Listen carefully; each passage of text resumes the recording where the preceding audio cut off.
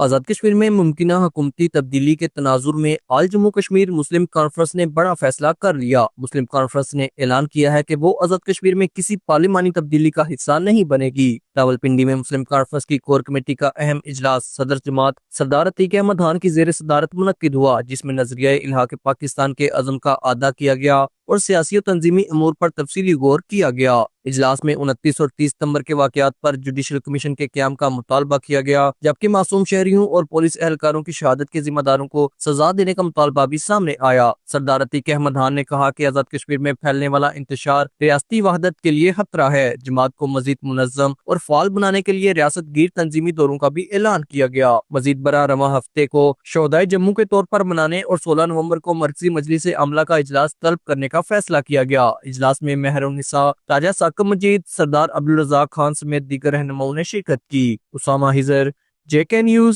Rawalpindi.